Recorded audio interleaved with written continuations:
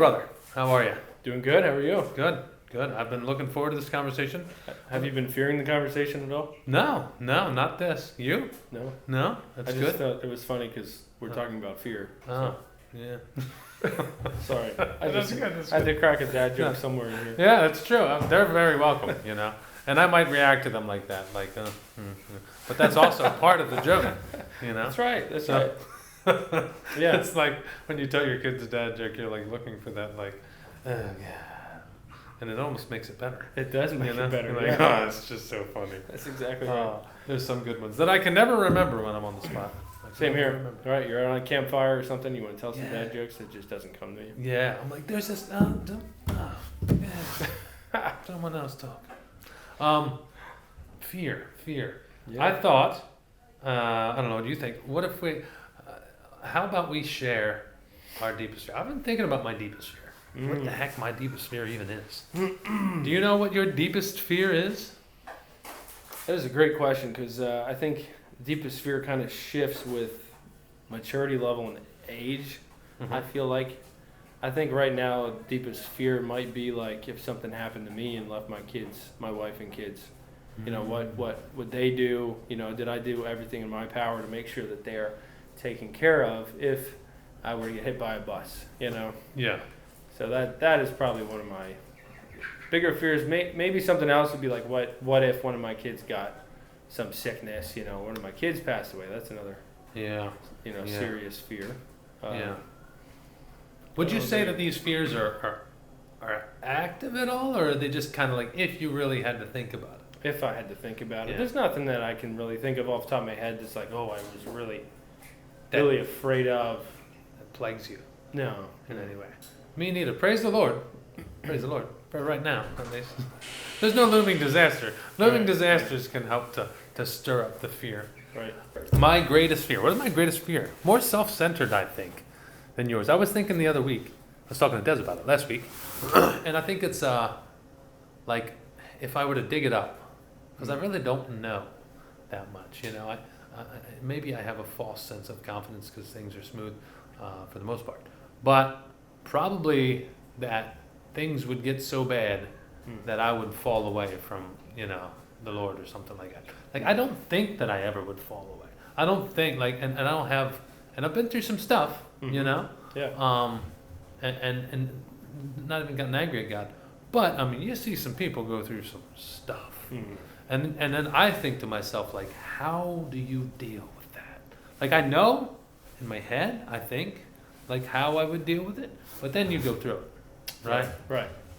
It's like you're patient until your patience is really tried. Yep. You know. What did Mike Tyson say? Everyone has a plan until they get punched in the mouth. Yeah. that's a good saying. Yeah. Because it's so true. You think I'd be totally fine, Yeah. And that's something that I think about. Oh, if somebody busts in my door in the middle of the night, I'm going to be ready to take this guy. Yeah. But if it were to Yeah. happen, would I be? Yeah. I like to think I would be. Yeah. And I prepare for it, like I have stuff ready if it were to happen. Yeah. Yeah, but then what would happen, even in the preparation, right? I mean, it's still not that, right? And that's another incredible thing about fear. Like when you have a serious altercation, there is this fear that kind of rises up naturally, and it kind of pumps in your adrenaline, and you're like almost like a different person. Like you're processing everything differently. You know what I mean? It's just like the whole fight or flight thing kind of takes over. Those F words, we could start with those. That would be good to start with, The right? 4 F words. Do you remember them off the top of your head? There was fight, flight, fawn, and what was the other one? Freeze. Freeze, that was it. Freeze. Yeah. Fawn was the one that I was like, what the heck is fawn? I had to look into that one as well. Like I wasn't sure what that even meant. I didn't know what it meant either. But it actually made a lot of sense because Yeah. when I was reading that, I was like, you know what? I've seen this many times in the circle that I used to run in growing up. Yeah. So I guess maybe we should explain what those different. So we'll start with fawn since that's the most obviously not well known one. Right. Yeah. So it's a young deer. Mm-hmm. You actually turn into a young deer. So it's a doe, a deer. A female deer. Wait, that's a right. I'm sorry. Drop it. Yeah. So bad. All right. Fawn. So fawning is like when like someone is trying to please the person they're afraid of, right?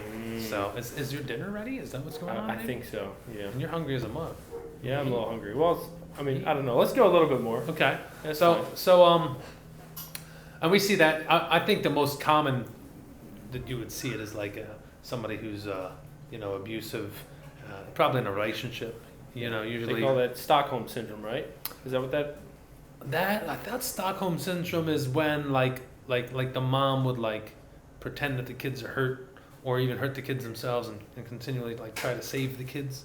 Is that right? But I don't know. Maybe I'm wrong. I need to look that up. There's a name for something where if somebody, like if a guy's constantly beating his wife and she continues to stay with him, I think Stockholm syndrome falls in that category as well. Is it?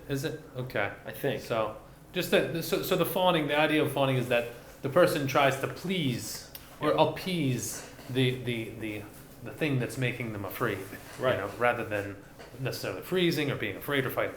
It's like I'll comply, and maybe by complying, I'll remove the whatever the threat. Yeah, which is actually a pretty messed up response. You know what I mean? It's like out of all of them, that might be one of the worst responses. You know what I mean? Probably. Because it can result in enabling the person who is doing the thing wrong to you or the threat, right? You can enable them. Yeah. And then, I mean, so fawning, that's an interesting concept, and it's something that makes a lot of sense, but I just never thought of that as a response to fear. Yeah. Yes. And so fawning, bad idea. So you have freeze, you have fight, freeze. Fight, flight. Yes, fight freeze, or flight. and fawn. Fight or flight, freeze and fawn. So these are the gut reactions to the feeling of fear, which is fear. You are all of a sudden in danger. Yeah. And then there's all kinds of other expressions of fear like anxiety, worry, right? Yes. And so we talked about how our deepest fear. Did I even get into my deepest fear? Or about falling away from the Lord, maybe or something. Yeah. So, all right. So you got fear. You have fight, flight. All right. Flight is obviously you're just gonna whatever comes at you, you're just gonna punch it in the face, right? Okay. I understand that. Yeah. Flight, you're just gonna hightail out of there, right? You look at it like a rabbit. Mm-hmm. It has no way to defend himself. He's just running, right? Yeah. Fight, fawn. We talked about fawning, and then freeze. There was a good friend of mine who's a pastor out in Illinois, and they were putting on this like play with their church, and there's this one kid who got up in front of the stage, and he had this part to play, and literally for an hour he stood still like this on the stage, and everybody's like, "What's going on? What's going on with him?" Finally went up to him and said, "Hey, are you okay?" He goes, "I'm frozen in fear." And he's for an hour just stood there. Was that his part, or No, he was just so afraid of being up on stage. He was frozen in fear. And it's like the deer in the headlights look. Yeah. That's where that term comes from. You get for a whole hour he stayed there. a whole hour just frozen. Like it immobilizes you. Yes. You can't do Have you ever anything. had one of those dreams where you can't speak? Like something's scaring you and you're like, you go to call for help and you can't? Oh, yeah. Have you? I've had those several times. Terrifying. Or like you can't run. There's something chasing you and you can't. Yeah, you can't move. Yeah. You're like, oh God. That's an incredible thing. Yeah, What a strange response. So like getting into these a little bit, right? So fear, the interesting thing about fear is like, it's got all kinds of different like little facets to it, right? So you have like the overt fear, which is like big guy comes up to you, threatens you, and you like either you fight, you freeze, or you run away. But then there's the like, your wife says something and it hits you a certain way, and maybe you don't even know why it hits you a certain way, but it kind of brings like a, I think there's a fear element to a lot of the reactionary kind of, if somebody says something to you, or maybe I don't know how to articulate this, like they say something to you in a certain way, maybe a certain tone, or they talk about something you're uncomfortable with, whatever it is, and it kind of raises something up in you, whether even if it's anger. I think that there's kind of a fear root somewhere in there, Yeah. I'm not quite Makes sure sense. how to articulate that, but That makes sense. along the lines of like whether you're afraid to address the issue, afraid people are going to know it, you know, Right. afraid of being seen as less than or being Yeah. disrespected or It's amazing that fear is behind the covers of so many different situations that come up. exactly. Like the fear of failure, right? The fear of missing out. Yeah. The fear of, I mean, you name it. There's so many different anxiety, worry. things. Mhm. These are like things that rule people's lives. Yeah. You know? Like I've seen people that suffer with anxiety, and it's like when you're on the outside and you're looking, Right. right? And the person's like, you're like, it's all right, just relax. Yeah. Right? And the crazy thing about fear is like, it typically puts you in a place that doesn't exist. Usually, especially when you're talking about like worry, anxiety, like fear of failure, fear of missing out. All these are kind of like you're afraid of something that's not here yet, Right. Right. Good right? point. Or Yeah. that you're gonna miss something, Right. you know? Which is like you think that we ought to be able to just be like, well, no, I'm not gonna be afraid of that until it's here, Right. you know? Because we not get here.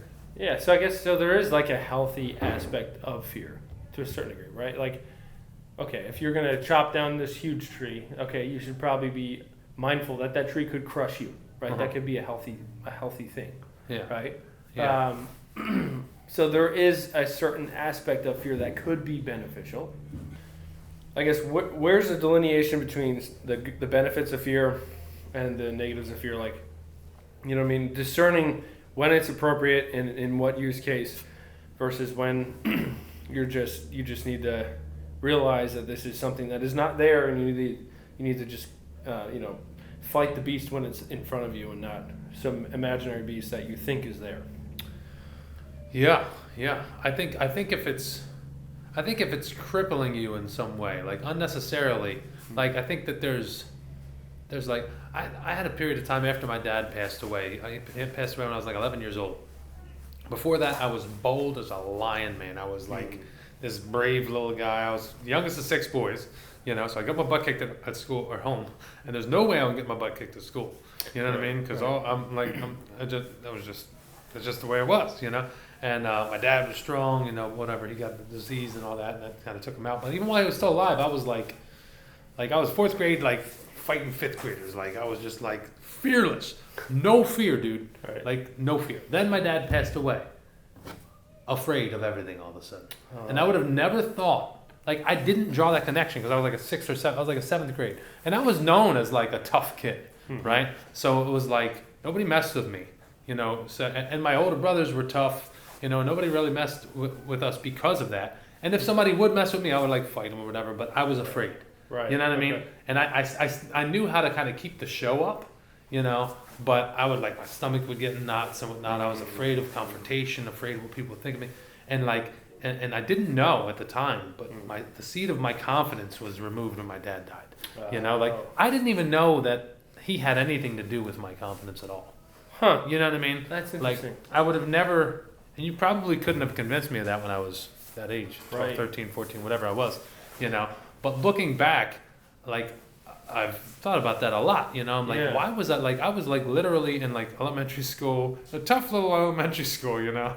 And you know, it was like, I was like one of the top dogs, you know what I mean? Which, Yeah. you know, like for whatever that's worth, you know. And then in like, even in 6th grade, like, I'm telling you, I was like, Yeah. like I don't remember having any fear at all of anyone. Wow. And I was like the guy that would just like, and then there was that huge shift in middle school. And so I was like, why the heck? Like thinking back on it and looking back, you know, that's the only thing that I can possibly. You think maybe your dad was your seed of confidence that Yeah. when he was gone.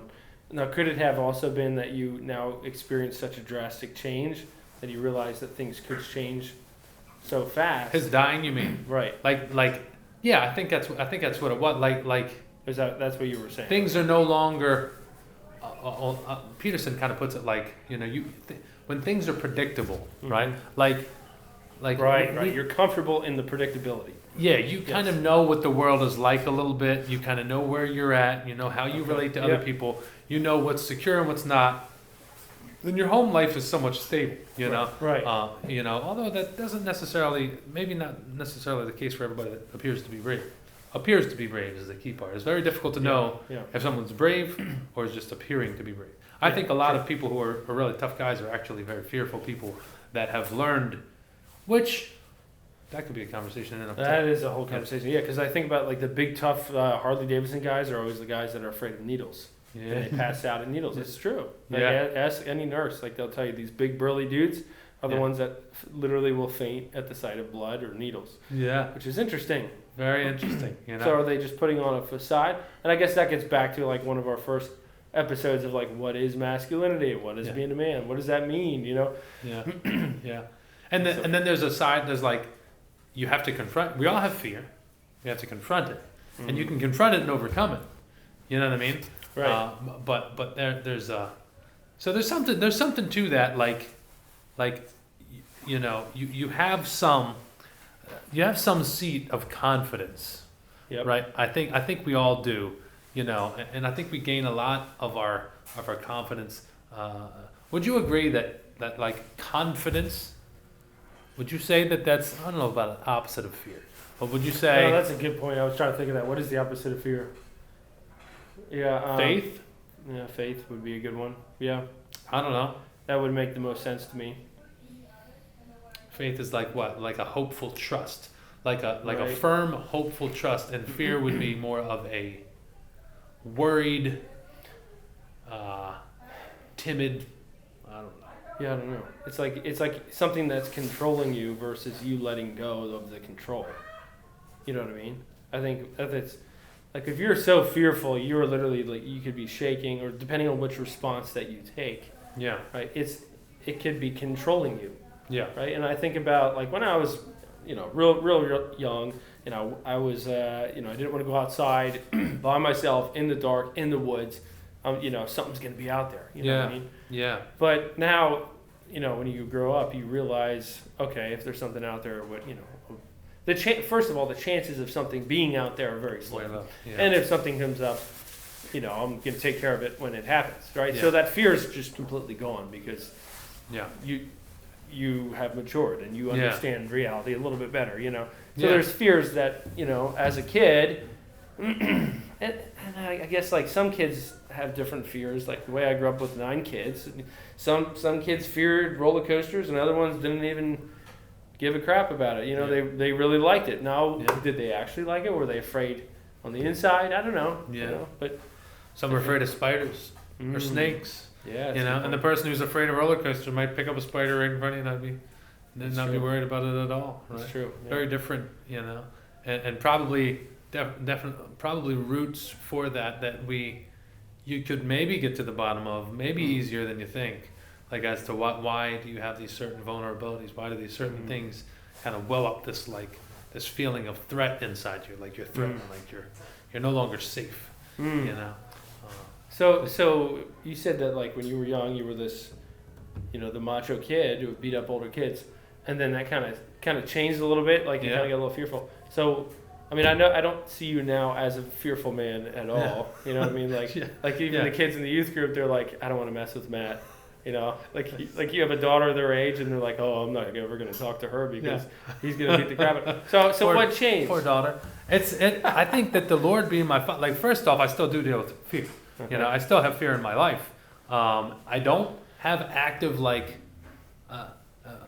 I don't have much anxiety or a fear of confrontation and stuff like that much anymore.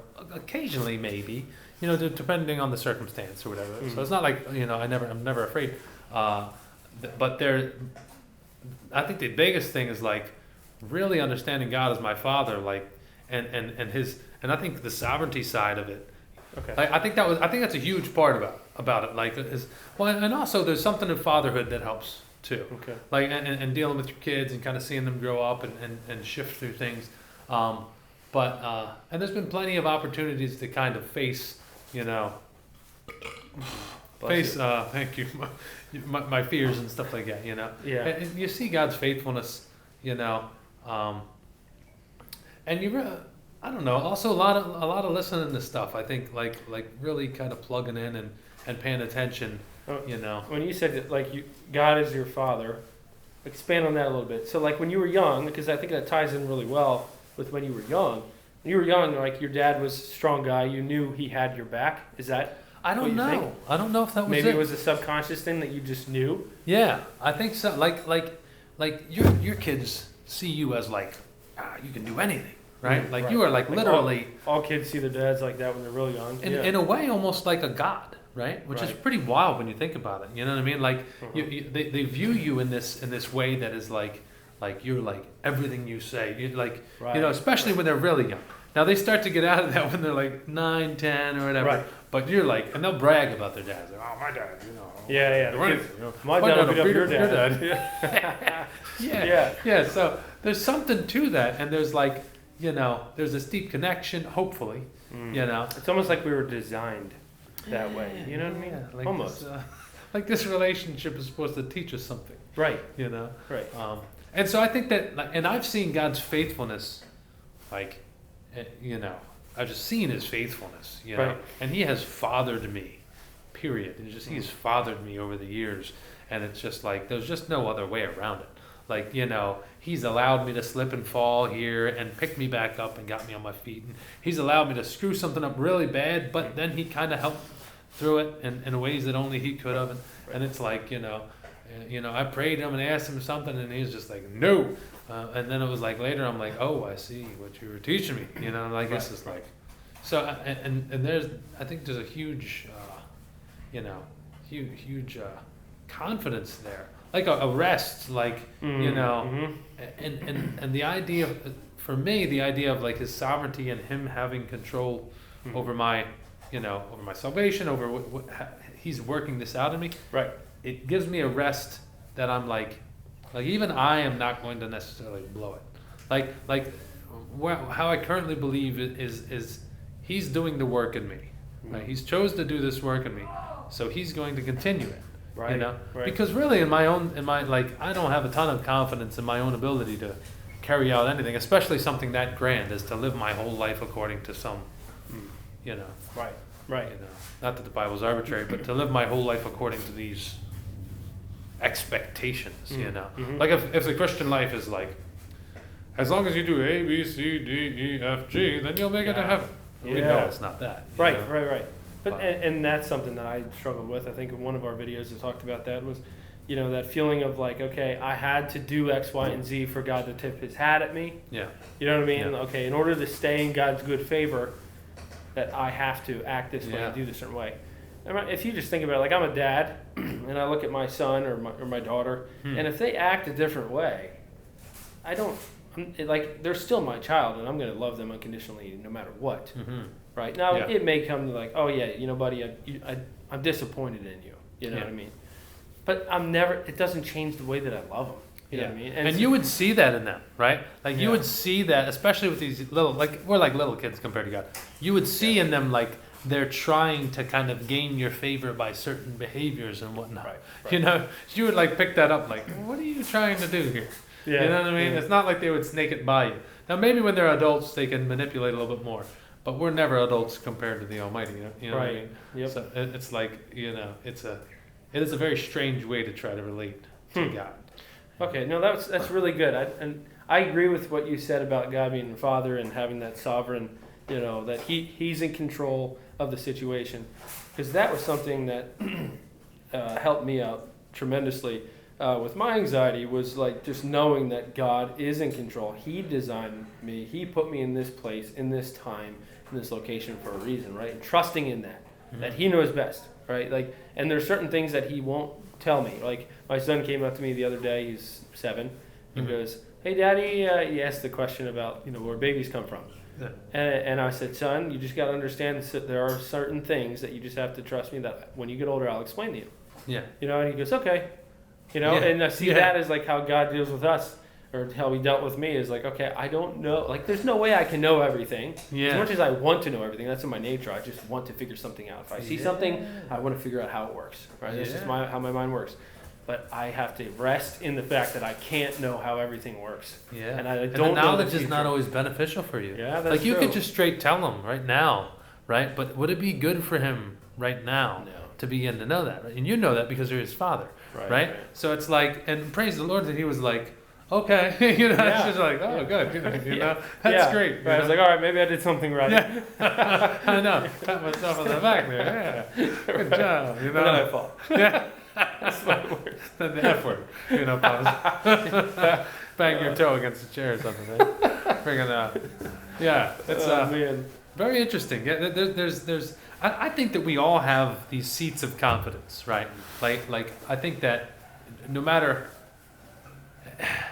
Fear is an incredible thing because it motivates people in different ways. Some people will turn their fear right to anger, right? So if they get afraid, they'll get angry and they'll, you know, and so they don't seem like they're afraid, you know what I mean? But there is still fear essentially controlling them, Right. you know what I mean? Right. Like it makes me think back to that. You remember that thing you shared with me, and I can't. Oh about yeah, the guy like stiff arming. arm barring, and it's like that's not like, you know, I mentioned it, like that's like the other side, right? So it's like. In the instance, like for our viewers, Yeah, they don't know what you're talking Yeah. about, the stiff arming. It just seems Yeah. like you're stiff arming some random guy. yeah. So this guy's sitting down. He wants his family to get out of the plane. People from behind are rushing through, and there's this big guy, and he just stiff arms him. And he lets his family out. I was like, yeah, he's gonna like, make a I'm stand. a man. Yeah, he's making a stand. He's proving to himself, like I don't care. I'm just gonna, you know. And the guy stops or whatever.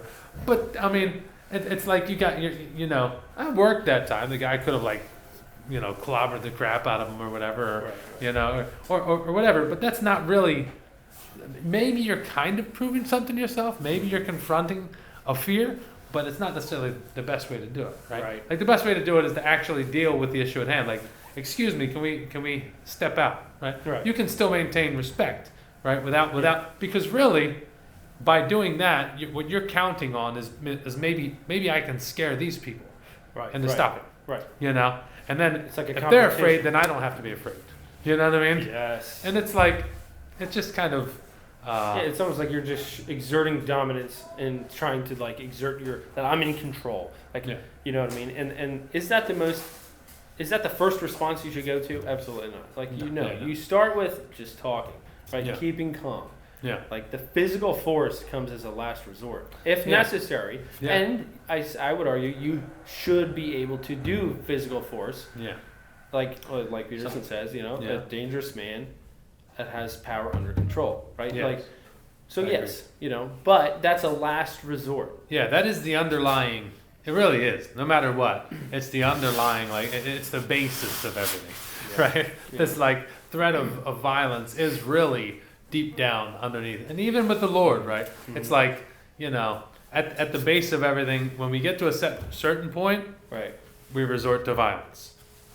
I mean, people may not like it, you know, especially wimpy people don't like that, you know, Yeah. they hate that concept, but it is what it is. It really is, you know, because, you know, once you get past talking and reasoning and sometimes that just doesn't work, you end up in war or fighting or whatever. Right, And right. It's just, I mean, it's a necessary evil because we are evil. You know what I mean? Yep. Because Yep, there are some absolutely. people who you cannot reason with, you know. True. And they are so evil that you're going to have to say, no, we're not going to put up. You can, as a good man, say, you know, like the Declaration of Independence, right? Perfect example, fantastic. Right? We're not declaring war on you. Right. We are declaring ourselves independent, Right. right? Oh, well, we know this is going to lead to war. Yeah. It doesn't have to. It doesn't have to. You If know? the other party will just agree not Yeah. to. You know what I mean? Like, You're not gonna you be can a- see us as independent. Accept that. We'll see you as independent. We'll accept Yeah. that. Yeah, No, it's that power, that dominance exactly. factor. Yes. Exactly. And then they Yeah. get the bike too. Right. Right. And Yeah. then there's the macho side has to punch you try to punch you in the face and beat you up just to Yeah. keep To their exert the facade dominance. on. Yeah. Yeah. Right. Isn't that Yeah. messed up? It's like you got to be careful of the quiet person in the room. Like you know, in Yeah. school, you know, most people knew that. You know, there's some quiet, tough guys that you just don't mess with. Yeah. You know what I mean? People Yeah. just know you didn't mess with that guy. Yeah. You know, Right, and like the right. boisterous, like, oh, they're like, well, they might be threatening, but they're probably not as bad as they pretend. Yes. You know. Yes. Yes. Yes. You know, because the quiet guy doesn't have anything to prove. He knows already. Right. Right. You know. Okay. So confidence. That I see that guy as just being very confident. Yeah. Right. Yeah. So, and you had mentioned earlier, confidence being possibly could be the opposite or close to the opposite of fear. Yeah. Right. So what exactly is confidence, and how is that used as a tool against fear? Yeah, I don't, and that's back to the whole like, what is your seat of confidence, right? Because I think like I know people, you know, my cousin for example, he's really confident guy. Seems to be a really confident guy. He's not a believer, you know. He's a cool guy, but I mean, and I can't tell you what his seat of confidence is. I can't tell you what his seat of confidence is. I would imagine it's like some mix of like his intellect. He's pretty smart. He's pretty well read. He's big. You know, he works out. I'm sure that plays into it. He does jujitsu. You know, so he's done a lot of these things, and he's confronted a lot of things in his life, and he's done well at them. So all these things kind of, I think, are like his brew, right? You know, but all of these things, you know, and I hope he continues to do well, but all of these things are very shakeable, like all of them, right? Like your mind can give out at any moment. Your body can give out at any moment. You know, you can get your, you know, well, I mean, the jujitsu thing is a nice practice. It's a good discipline. You know what I mean? And so I don't know what to say about that. You know, but your money could be gone tomorrow. If your body gives out, then the jiu-jitsu is worthless too, right? Yeah. You know what I mean? Yeah. So all of those things are totally like that can be good and functional, you know, but it's still shakeable. It's still right. Something That's a good point. And if your confidence is rooted in something that is has the possibility of just disappearing tomorrow, then is that the best scenario? No, like my confidence is in God and in the Lord. Well, that's unshakable. Like nobody can defy God and win. You know what I mean? Like he's proven himself over and over and over and over again. And like to me, that seems like the most, like the wisest thing to put your confidence in. Yeah. Now that said, to be fair, the question then would be, I would ask for myself and you, is your confidence in God unshakable? You know, and I think God shows us, especially as children, like where it is shakeable. You know, here and there. You know, like every now and then He'll kind of like shake us up a little bit, just to remind us.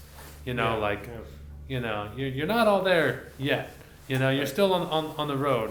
He obviously knows where we're at. You know, but yeah, as far as a seat of confidence, God is, He's the one thing that can't be. Like we look at the martyrs, right? And they're able to face death. Not with just courage, but with joy. Right. With singing as they burned him alive. Right. Like that is beyond confidence. Right. Yeah. That's like, you want to talk about the opposite of fear? Right. How about the realization of your worst fears without being afraid at all? You know? Now that's like mind blowing. Right. You know?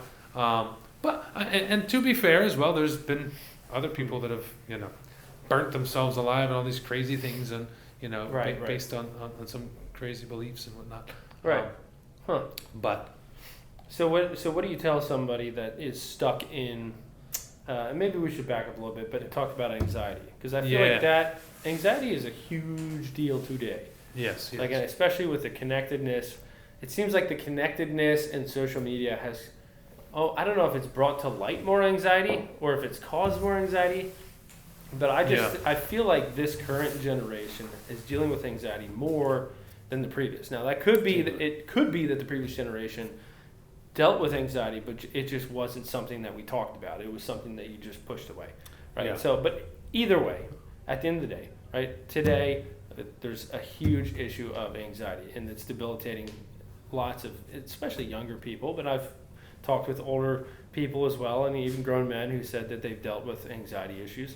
Yeah. So knowing that it's such a big deal, like how, like, I don't know. How do they address it? How do we address it? How do we get past it? Yeah. What's some words that we can tell them, or maybe, I think you touched on it, quite a bit of that, of like yourself, of how you got over something like that. Like what's something, what else can we discuss there? I think like, especially for men, I don't know how to help girls with this as much. You know, but for men, I think that we have a tremendous ability to be able to kind of compartmentalize things. You know, at least most of us, the way we can think and focus on things. You know, and also like the realization that much of this is like belief rooted, right? Like your anxiety, if you're anxious about something, there's a belief somewhere that's kind of rooting that and giving that some sort of power, right? Like there's usually some sort of reason for an anxiety. Like maybe you're socially anxious. You're going to be around a bunch of people, so you're really anxious. You know, why is that, right? And I think it's very valuable to get to like try to answer that question. Like, okay, first off, what is making me feel anxious? Right. You know, like, right. can I pin down, and you probably can, like, what is it? You know, is it like when I'm around people I don't know? You know, is it when I'm around a lot of people, even if I do know them? Right. Is it when a bunch of people are paying attention to me? Right. You know, is it when I'm around pretty girls? Is it when I'm around dogs? You know, well, you know, like, is there a particular trigger?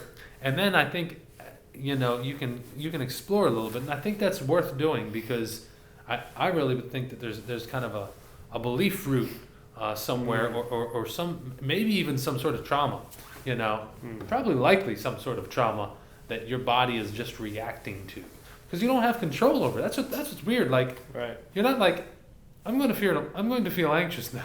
Like, Right. hey, we're going to a party. I'm going to feel anxious now about this party. Like, all of a sudden your body's Right, like, right. oh gosh, like, oh, you know, like, Yeah. and it overcomes you. I think that's real.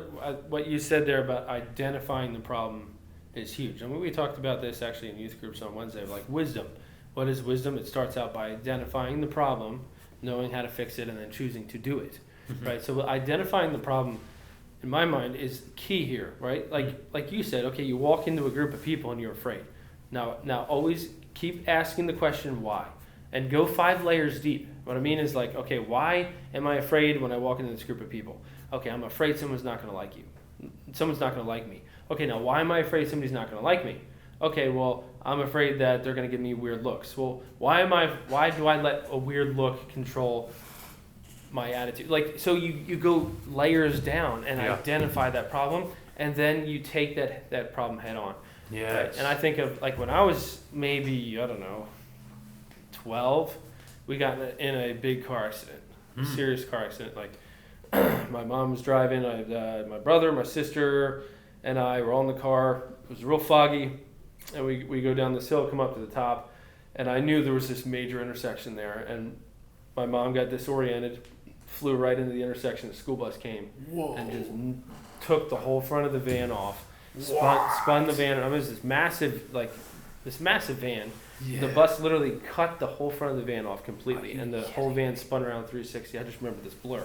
Wow. And so then my mom was rushed to the hospital, like laid down in that thing where he keeps her head still, and I'm like, okay, she's gonna die, and you know, like, so it was worried That's about some all crazy this trauma. stuff. Yeah. Yeah, so it was like a trauma type of a situation. So then after that, when we would drive, I would start to get a little tense, you know, like, oh my goodness. Yeah. And I mean, even a couple of years back, I found myself starting to get a little stressed out, because I drive, like, every year, a couple times a year, I drive from Pennsylvania to Illinois. Yeah. And it's like a 16-hour drive. And I find myself, you know, getting a little tired, and there's semis going, and I'm like, oh, it starts to kind of come back. How do you do with your wife driving? That's a great point. When she, you could ask her that question. Yeah. I'm like, Danielle, do you see this? There's a stoplight. It's turning red. It's turning red. So it's really, and that's actually a really good point. Wow. Because so where fear could go to is a control, right? What eases your fear? It's control. You mean what I don't know if I would say eases your fear. You mean how we try to address our fear? Is that what right, you're saying? Right. So yes. So like in that situation, Okay. if Danielle's driving, and I have this fear, that kind of comes up of the anxiety of I'm going to get in an accident, right? Yeah. Now, how is the natural response to that? It is to start saying, oh, do you see this? Oh, do you see that? And start like kind of, you want to be in control. I'd be much more comfortable if I was in the driver's seat, because, okay, I have control. Yeah. And that's what I mean by that. It's like, okay, if somebody is really afraid of roller coasters, and they're going to be like, okay, well, I'm just never going to go on one. Yeah. I'm going to take control. Yeah. You know? So that's the way I see it, is like control is something that pacifies. Maybe that's a better way of saying it. It's something that can pacify somebody's fear. Yeah. Or I would even say it's an attempt. It's a natural attempt. Like the control is very natural, reactionary kind of attempt to not be afraid. Like we feel like when we control, when we're in, because I guess fear is in a sense, you're part of that is that you're not in control.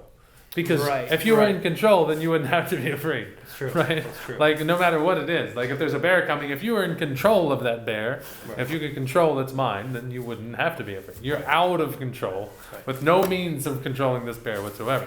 So our natural tendency is to try to take control, which is an excellent observation because that's a huge part of so many relationship issues. You Yes, know, and that's where I see it the most is relationship, marriages, just Yeah. friendships, families, family, parent, kids, the parents are afraid that their kids will do something, so they seek to control them and Right. implement. Even with my kids, it's very difficult to know. Like I want them to grow healthy, and I want to, because I kind of understand this and I love them. I only want to exert as much control as I believe needs to be exerted to keep them, I don't want to say safe. Like, I hate the word safe. Okay, but to keep them away from things that are really going to hurt them. Right. I don't want them to be perfectly the safe. least possibility of getting really harmed. Like it's okay if they get hurt a little bit. We all do. We all have to. We have to learn, right? Right. I don't want to keep anybody perfectly safe. It's stupid, But I do want to try to help them to avoid disaster. Right. Like I don't want them like destroying their life with this or really getting into a deep, horrible pit. Yep. Yeah. So I'm like, but they have to learn how to navigate these things. So me as a parent, I have a fear there, which is reasonable. Right. Of like I don't want my kid to be hurt, right? Right. But I have to let them get hurt some. Yeah. So You know? so there's a desire to control the situation, but you actually have to release control in order to do the loving thing. Yes, And definitely. that is to what some is- degree, yeah. And that's the most difficult thing. And it's hard to know how. Yeah. How much, when, and how. It's like there's not like it'd be nice if there's like timers, like bing, release control of this. It's like okay, Yeah, that would be nice. That would be nice. it's hard to know when they're ready or when they're going to be like, oh my gosh, they're into this already. Right. I know. I know. My kids grow so fast. I'm like, how in the world are you 10 years old? Slow Yeah. down. Yeah, Yesterday and you were 2. it only goes like Now you're independently cooking. Like, yeah, What the? yeah, yeah. You know? So the control element is a really huge part of the fear, and then you got the anxiety, the fear of missing. Fear of missing out is a funny thing because it's like it's such a. I don't know that I've ever suffered from fear of missing out. Have you ever?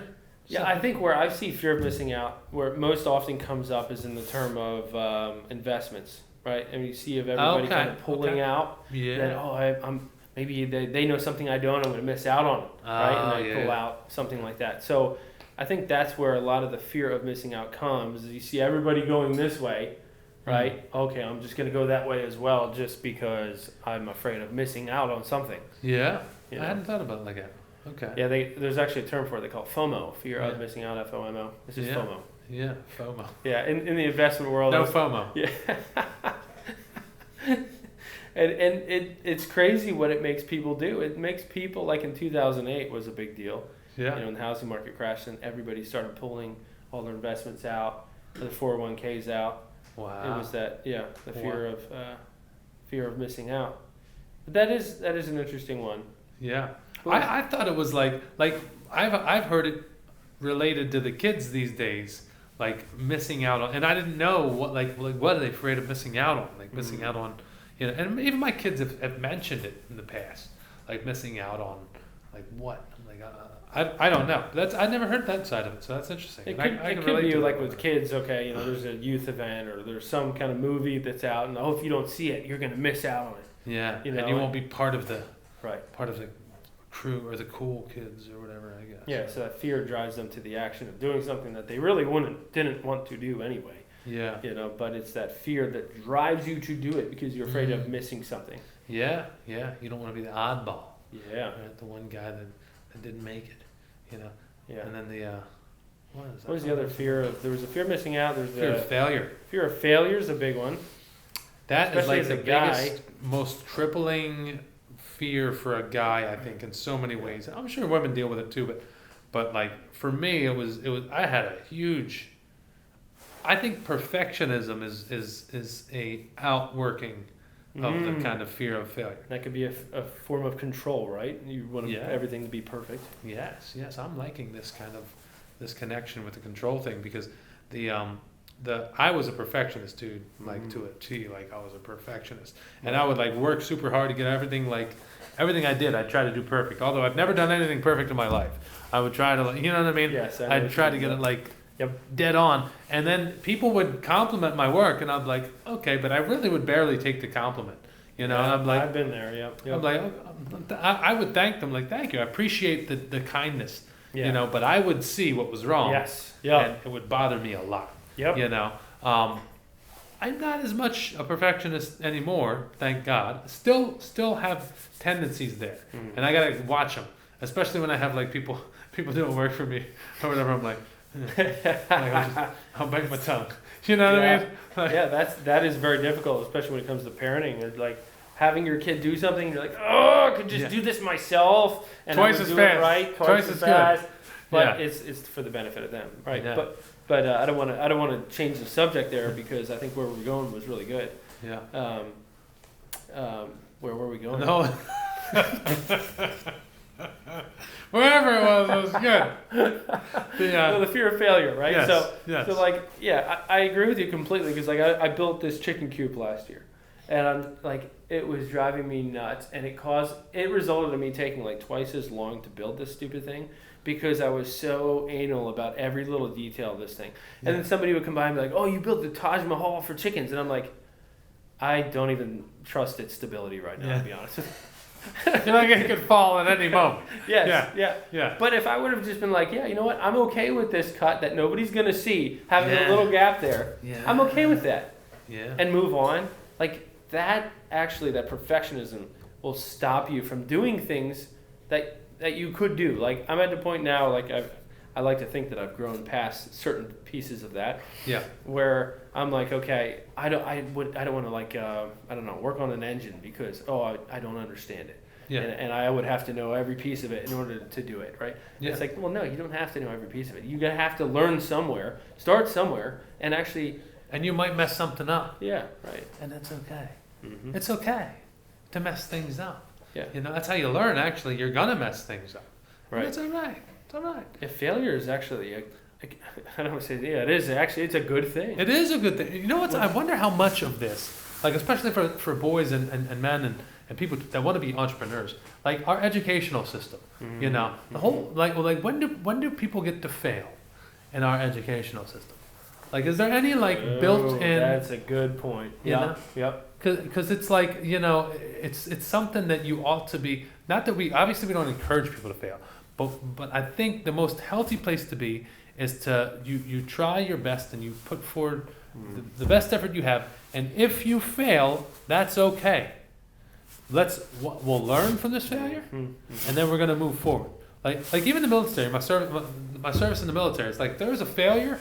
Oh, big frickin' problem, man. We better write a report. We better make sure this is never going to happen again.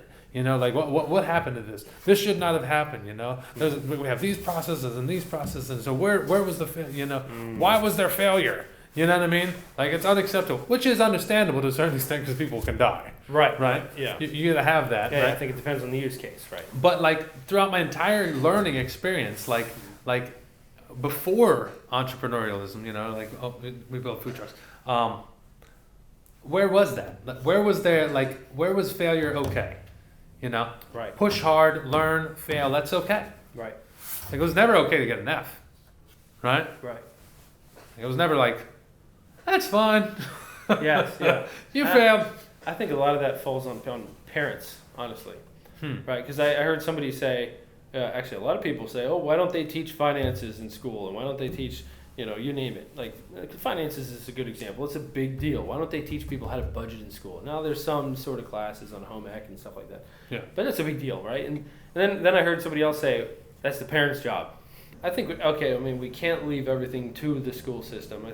I think where America is lacking majorly these days is the parents understanding what their role is. Like, in my opinion, a parent's role is more important than the school's role, period. I don't care if your kid goes to public school. Yeah. Your role is more important. Yeah. You are teaching them morals. You're teaching them budgeting. You were teaching them failure and how to fail and when. You know what I mean? Yeah. Now, the school system doesn't help at all if the parents are trying to teach their kids that it's okay to fail, and the school system is literally designed around the concept that failure is bad. If you fail, you get an F, you're a loser, you're never going to amount to anything in life. Yeah. Well, look at Thomas Edison. That dude failed 999 times, and on the 1,000th time, he finally figured out how to make the incandescent light bulb. Yeah. Like one of my kids was talking to me and said, it was my daughter. She was like, "Oh, I failed at this thing," and she was all upset. And I'm like, I used the Thomas Edison example. I'm like, you have to see failure as a positive thing, right? The best basketball player in the world was once just an average guy who was decent, who was maybe naturally good at basketball, but there was other people that were better than him, right? Yeah. And he kept And he lost lots of games, right? I mean, that's part of it, right? He missed tons of shots, right? He may have made tons, but he missed tons, right? Yeah. And he failed his way to being the best. Yeah, you know? so failure isn't necessarily a bad thing. It's not a bad thing. It's not. Unless, okay, I mean, it depends on, where I wanted to get with that is it depends on the use case. Because, like, when my wife was in nursing school, like, failure was held to such a high standard. Like, she even was making the bed. If she didn't make the bed perfectly, you're out of the program. Because of the fact that, okay, if you mess up dosages or you do something wrong, you could kill somebody. They want attention to detail. Yes. Right? Which, okay, that's good. Right. So in that case, okay, I get it. But if you look at, like, even doctors that are doing, brain surgeries and stuff, if they mess up one little thing, that guy's going to die. Yeah. The patient's going to die. But at the same time, it was over years and years of experience of failure. Like think about the modern medicine. Back in the day, people didn't even, dissect a human. Yeah. Right? And we didn't even know what was inside a human. We had a good idea. I mean, I guess we had a good idea because we cut up animals and eat them and figured, Maybe, probably. yeah. But definitely a whole lot wrong, There's a lot, we get everything wrong first for the most part. Almost everything's wrong first. Yeah. I was just, we were just, I think in church last week, they shared some things about, remember the thing on Wednesday they shared, like how they would treat, in like the 20s or whatever, they would treat people with asthma. And they give them cigarettes or Smoke something. a cigarette. Smoke a cigarette. This is going to make your lungs stronger. If you can breathe smoke, then you certainly can breathe air. What did they give cocaine for? I think it was heroin. That's for right. like headaches or something like that. Yeah. Man, I wish I was alive back then. You'd be like, woo! I think it was for kids or something. Wasn't it? Yeah. Kids. I mean, totally nuts, right? We're like, humans would discover something and be like, this thing is amazing, That's like smoking. It's the most ridiculous thing ever, but it caught fire like crazy. Anyway, back to failure. So, as far as failure goes, I think that, the fear of failure is an unhealthy fear, right? Now, there's some areas in which failure is really unacceptable, right? Like, obviously, you want to do your absolute best not to fail. And that doesn't, but that still can be done apart from the fear of failure. Right, like you're in the pursuit of excellence, right? So it's like a surgeon who needs to be absolutely precise. He would not be doing well if he was being controlled by the fear of failure, right? The best he's going to do is going to be if he is pursuing excellence, right? So like fear of failure, minimizing failure in that case. yeah. But it's the focus is on the positive. Yes. Right? Yeah. So that's the key perspective change. It's not like fear driven. It's like you acknowledge that failure is unacceptable. But you're not afraid of it. You're pursuing the excellence. You're pursuing the good result, which is going to give you a much higher, obviously, right? That's going to give you a much higher chance of achieving the goal. That's one of the biggest problems with fear is it like almost eliminates your ability to focus, right? Right. Like it does. Like if you're afraid of a fight, right? And you're like, you're not going to be able to fight anywhere near as well. Right. And the other person is going to see your fear, right? And he's going to gain more confidence. You're more likely to lose, right? Yeah. Whereas if you're not afraid and you can be present, in mind, then you can deal with the fight as it comes. Right. You don't panic. Good point. You know what I mean? You can see a punch and move, instead of just freezing or like, Yeah. you It's like getting in your opponent's head before you even fight is such a crucial thing. yeah, all the stare-offs. Yes. Right? Yeah. Like If you can intimidate that person and make them think, oh wait, maybe I don't have this in the bag. Yeah. Okay, Yeah. now you've just slightly That's huge. You're closer to winning. You may won. And Yeah, now, you may won. And now we know the science behind it, right? Is like the amygdala, and like when you're in that super crazy fear mode where you're gonna pick one of those responses, your mind is like your brain is basically focusing all of its power and attention on the amygdala, to get you out of the situation or to fight and just resolve the situation. So if you let fear control you, you're not using your full brain power like you said in the fight. Yeah. You're not going to fight nearly as well. Yeah. Yeah. And that's something I remember when I was just started playing basketball in high school, and I was like, I was just a quiet kid. So I got up and now there's all these people watching. I started getting like, you feel your heart start pounding, and then you get out of breath easy, and now I can't focus on the game. But I'm out back playing with my brothers, man. I was good. Yeah. Get on that court, and all these people that were there, I was Yeah. like the worst player on the team. Yeah. Learning to yeah. control that and using your full brain power. But how do you do that? Yeah. Right? Yeah. I don't know. What do you think? How do you do that? How do you do that? How did you do that? Did you do that? Yes. I like to think I did. So one thing that I have found is that asking those questions of why, the layered why. Why am I afraid of these people watching me? What does it really matter? Like, they're not gonna think twice about me. There was actually a quote somebody said is like, you're not gonna care as much about what people think of you when you realize how much they actually do. Oh yeah. You know, so ask those whys. Why am I afraid of this? Okay, now why is that? And keep layering down. The other approach was like before a car accident, right? I had to keep getting into the car, and that's actually a therapy psychologist will tell you, like, in order to overcome fear, people that are like literally debilitated and won't leave their house, you have to control yourself and put yourself in that vulnerable situation slowly. Yep. Right? You don't Yep. just jump voluntarily. Yes. They must be willing and they must be willing to voluntarily confront it. You can't force them, but they have to.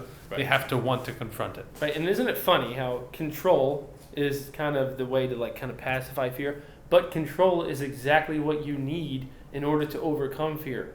Yeah. You know what I'm saying? And what I mean by that is like kind of step back. It's like almost like a layered control thing, right? Yeah. But you are actually controlling yourself by giving up control in the situation of the parent and the child, right? If I look at my child and I'm like, oh, okay, I don't want him to do this certain thing because he could get hurt, right? Yeah. I need to control myself and say, no, I need to give up control. Yeah.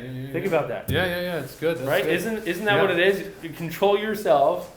So maybe you kind of instinctively, in some sense, know that control is in some way, shape, or form part of the answer, because it's the lack of control, right? Yeah. Like maybe we can define fear new for the world. The fear is essentially the lack of control of a situation, right? Like you have no control in a situation, which is why you would want to implement control. And then control, like you said, is in a sense the answer, right? But it's the proper type of control, right? And it has to be so back to another thing that you were talking about, like with the identifying, right? What is the problem, right? Because probably one of the biggest problems with fear is we don't know what the problem is. Yeah. So then we try, if we even try to solve it, if we even think it can be solved, right? Then we try in ways that aren't effective and don't make any sense, and we implement these controls that actually maybe even amplify the cause of our fear. You know what I mean? Yeah. Rather than like, all right, let's figure out what this is. Like your basketball example is excellent, because here you're on the court, and I could see myself being really nervous out there. Like I do get self-conscious, like when everybody's looking at me. Yeah. I don't really like that. I don't like to be like in our group or whatever of familiar guys. Okay, whatever, in front of a bunch of people or whatever, like speaking, I'm a little okay. But with stuff like that, Right. I don't know why. Like I'm decent at sports or whatever, but when I feel like everybody's watching me, I'm not enjoying myself. Right. I'm becoming like I'm more self-conscious, Right. and I don't like being watched. Yeah. You know what I mean? And why? I really haven't thought too much about that. Yeah, let me ask you then, why? I don't know. Maybe they'll think that I'm like a freaking I don't know, like I suck at something. You know what I mean? Okay. Like, oh, So- look how so bad he why? sucks. Why does it matter if somebody thinks you suck at something?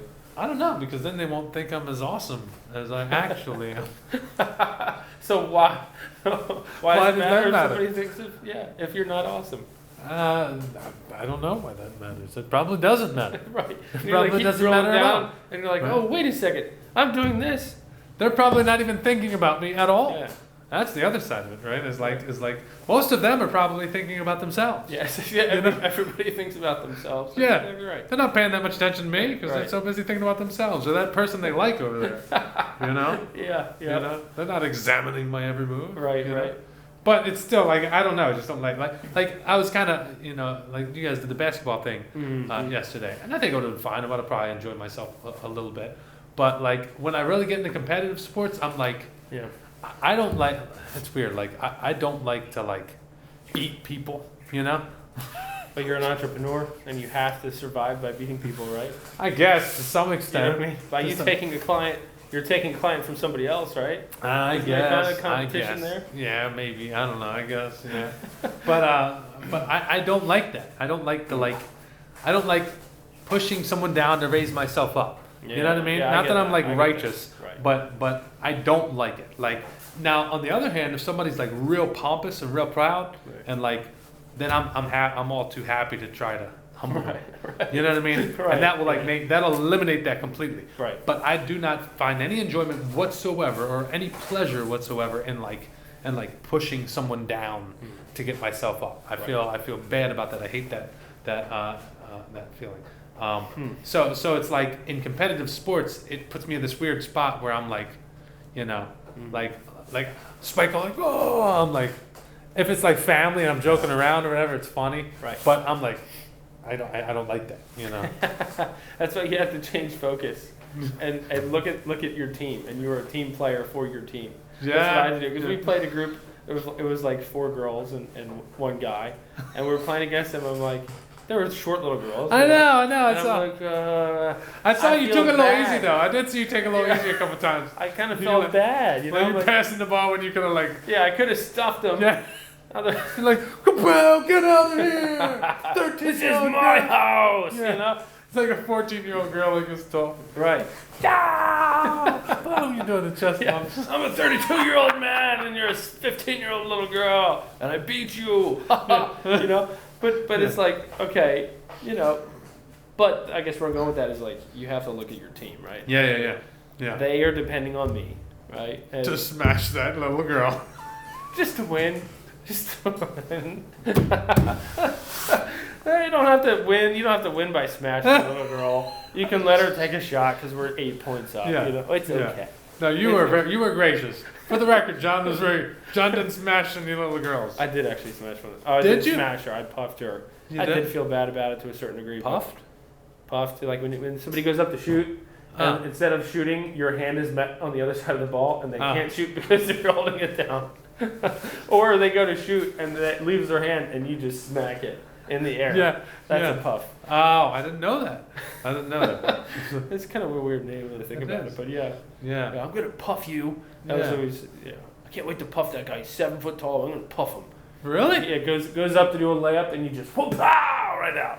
That's It's a great crazy. feeling. It's a great Yeah, feeling. that is a good feeling. Something about the smackdown Yep. there. Like in volleyball when you just spike over the guy. Yeah. Yeah. Yeah. Owen was spiking everything. Oh yeah, he Did was you an see? animal. He could jump and fly. I He was know, like a man. Michael Jordan, a I big know. Michael Jordan. Yeah. He was just in the air, just whee. So But he was good. Yep. so let's wrap this up. Yeah, let's do it. Fear. So we've covered everything. Yep.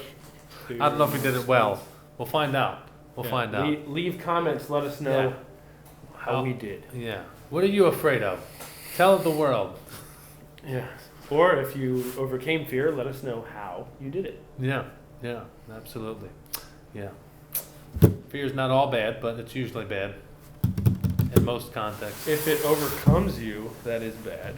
And you need to learn how to not let it control you. Yes. But Yeah. you need to control yourself Yep. right? So there's compartmentalization, right? I think that's really handy, and I think we could really explore that. Maybe we will someday. Yep. You know, compartmentalization, like the ability to say, you know, I'm not dealing with this right now. You know what I mean? Because Yeah. I don't need to deal with this right now. True. You know, Yeah. as far as many fears, when the source of your fear is not right in front of you, and Mhm. you're not like obviously like a bear. You know what I mean? Right. Right. You're not like, I'm not dealing with this Yeah. bear right now. Right. If You you know? live in a city and you're fearing a bear, Yeah. probably not. That's good something fear. you can compartmentalize. Right. You know? Right. Or if you're afraid of spiders, you know, and there's really no poisonous spiders around you, Yeah. you know, then you may be able to compartmentalize that. But I really like the thought of the like the 5 layers deep, like the getting so if we could have a walk away from this, Mm-hmm. you know, it's the what is making you afraid. Right. Identifying the problem at the root. Yeah. Getting all the way down to that problem. Getting as far as you can, and then figuring out how that can be controlled. Right. Yeah. You figure out the problem, like the definition of wisdom. We kind of went over. You figure out the problem, then you figure out how to fix it. Then you actually do it. I think that's that is a perfect remedy for fear. Yeah. Is wisdom, right? Yeah. Wisdom. So you have to identify the problem first, get to the root of it, then you have to figure out how to fix it. Most of the times that I found, the way to fix fear is to actually put yourself in a situation To confront it. to confront that. Yes. Yeah. Like a Yeah. fear of flying, Yeah. you have to get in an airplane and fly. Like Yeah. I mean, that's what it comes down to. Fear of driving, you fear people. You got to put yourself in a situation. You don't have to like jump all in. Just Yeah. slowly ease into that, right? That's the second piece of knowing how to control it, and then the third piece of actually doing it, and that's where it takes intentionality. Yeah. It takes purpose. It takes you actually controlling yourself, making a decision, and carrying that plan out. Right on.